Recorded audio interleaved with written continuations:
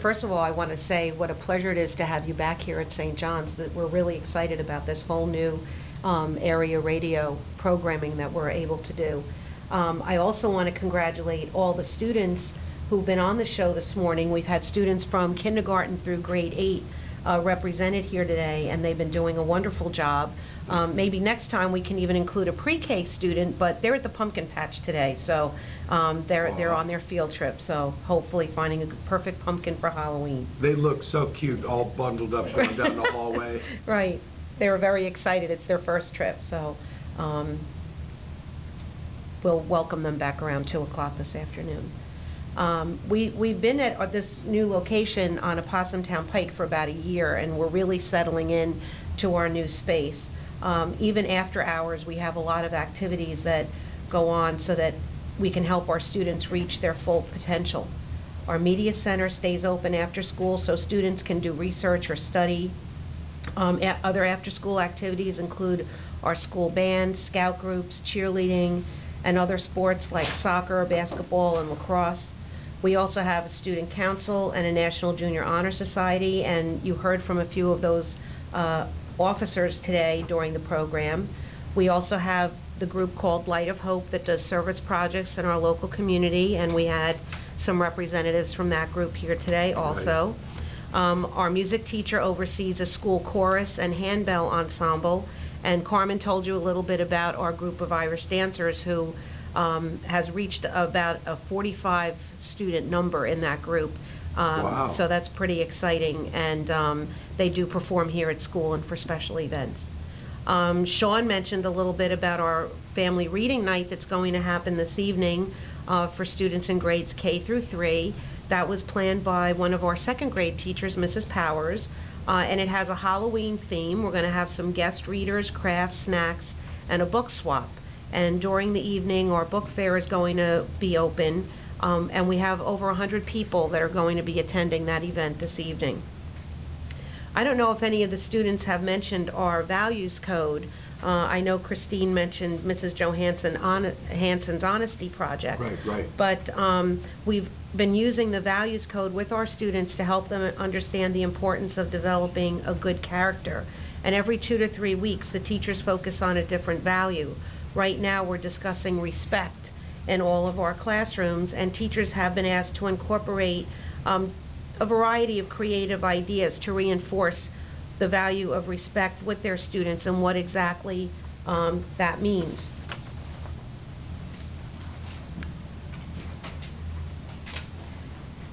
Some of the examples of how teachers have been including respect in their lessons, and again, this goes from K through 8 and also in our specials classes. Mrs. Goodwich in the computer lab has words on the overhead that talk about respect with a quote.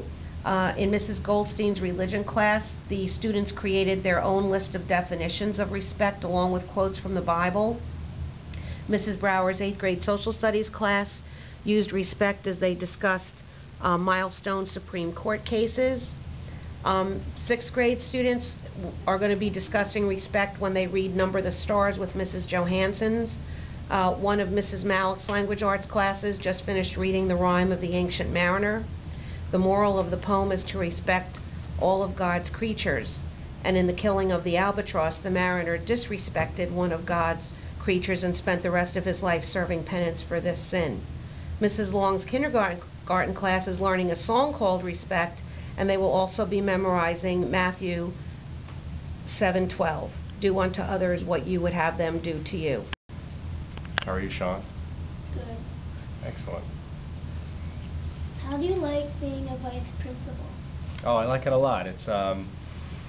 It's very different from being a teacher. I get the opportunity not just to work with one class or a couple of classes. I get to go in many of the classes in the school. So I really enjoy being able to see all the students from pre-K all the way up through 8th grade. How long have you been a teacher? This is my 6th year being a teacher, and first full year as assistant principal. What school did you go to in order to become a teacher? I went to Mount St. Mary's College at the time, but now it's Mount St. Mary's University, and I'm finishing up my graduate work, so it's after the undergraduate work, I'm finishing that up, and this spring, which is now Mount St. Mary's University. So. What do you and Mrs. Smith do that is the same, and what do you do differently? Well, we have a lot of the same duties. We do some things like we oversee some of the after-school activities. We do hang out at some of the dances to make sure everything's going all right, and we check on the classes throughout the day and look at lesson plans that teachers have written. Of course, because I'm the assistant principal, I handle the discipline. The not too pleasant part of my job, but it's something that has to be done. Of course, the kids at St. John's are very good, so I don't see too many of them. But we have a lot of similar responsibilities, and like I said, a few added ones on my side of things. How do you balance being a teacher and vice principal? Well, fortunately, I'm only teaching 2 classes, so I'm done teaching at about 10 o'clock in the morning, and that leaves the remainder of the day to do all of my duties as the assistant principal. So it's not too difficult, sometimes a little challenging, keeps me running, but overall it keeps me very busy and keeps me out of trouble.